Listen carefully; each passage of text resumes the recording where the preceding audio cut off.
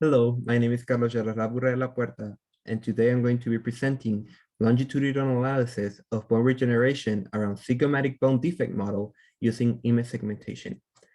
This research was performed remotely during summer 2021 at the Basic Science Institute, part of the Johns Hopkins University. I'm currently an undergrad studying biomedical engineering at the University of Arizona. So some relevance and background. So according to the Global Burden of Disease study, in 2017, there were 7.5 million new cases of facial fractures and 1.8 million individuals living with disability from a facial fracture. In addition, critical size bone defects are defined as those that will not heal spontaneously within a patient's lifetime. This is due to the size of the fracture and the fact that it needs scaffolding that provide mechanical stability to aid in bone growth. Now, most common reasons for this are trauma, congenital defects, or cancer treatment. In the last few years, there has been a growing interest in craniofacial bone regeneration due to the lack of study in this area. This is exactly the need that we're trying to address in this research. So some craniofacial bone remodeling defects are more challenging to treat due to the complicated geometry and function that they need to perform, the fact that they have a small volume, such as the ear bones that need for them to be aesthetically pleasing, and also the fact that the scaffolds need to be personalized for each individual, since not all skulls are the same. Now, craniofacial bones have important mechanical and biological functions. For the mechanical aspect, we need to consider dynamic and cyclic masticatory forces for the mandible bone. And also some bones have specific functionality, such as respiration for nasal bones, where the bones are really thin and have a lot of holes in them to allow for oxygen to flow through them and also to be able to smell. Bone formation post-surgery is not well understood. That's also another need that we're trying to address in this research. So the objectives of the research are going to be able to track bone growth by imaging different points in time. By doing this, we're going to be able to measure bone volume more accurately and measure the volume of bone formation around the scaffold as a function of weeks post-surgery. So some methods here are, we created a surgery plan where we created a zygoma defect using a pig as an animal model. After this, we used a scaffold that was 3D printed using polycaprolactone, which is one of the few FDA-approved polymers, and a decellularized bone matrix, which will aid in the differentiation of the stem cells into osteoblasts to aid in bone regeneration. The specific stem cells that we used were adipose stem cells due to the abundance and ease of access in pig fat tissue.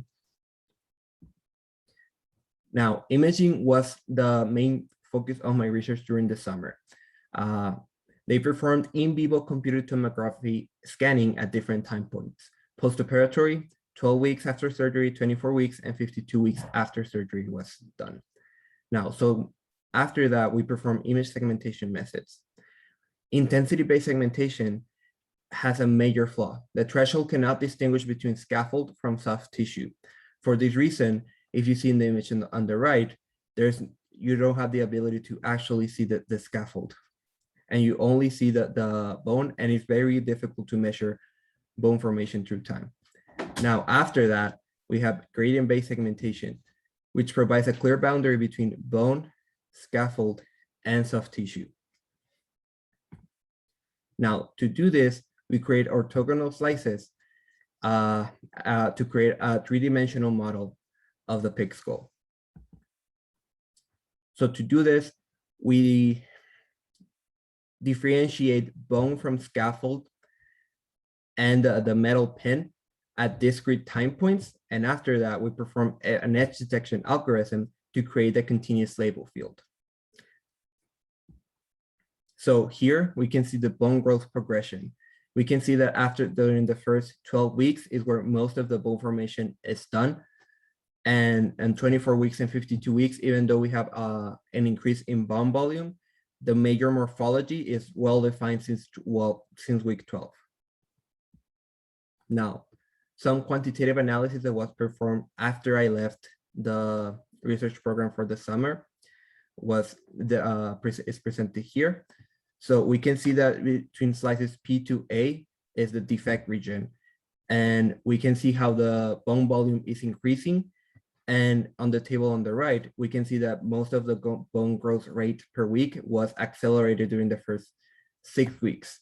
After that, it decreased, even though it was still growing and most of the new volume was done in the remaining of the time. It was not as fast as the bone growth formation during the first 6 weeks. So some future work for this area are to improve the resolution and reduce the artifact of in vivo CT images to be able to measure bone growth more accurately. As we can see in the image in the right, we're able to, once we sacrifice the pig, we're able to measure only a smaller area, a smaller volume, and we're able to see the bone formation inside of the scaffold, which of course gives us a better resolution and provides us with a better measurement of bone volume. After that, we need to perform image segmentation on more CT datasets to assess how effective is our scaffold in aiding in bone growth. After that, we want to expand the defect model from a pig zygoma defect to a main load-bearing bone, such as the mandible defect model. This way, we can add mechanical stimulation factors such as the cyclic and masticatory forces to predict bone remodeling after surgery in bones that have mechanical forces associated with them. Due to this, we're going to use finite model analysis to computationally study the mechanical performance of the scaffold and see where the strain and stress forces are mainly applied. So I want to acknowledge Dr. Yu Xiao Su, Dr. Warren Grayson, and the Basic Science Institute and their coordinators, and of course the NIH Mark Training Grant for providing the funding for this research. Thanks a lot for listening.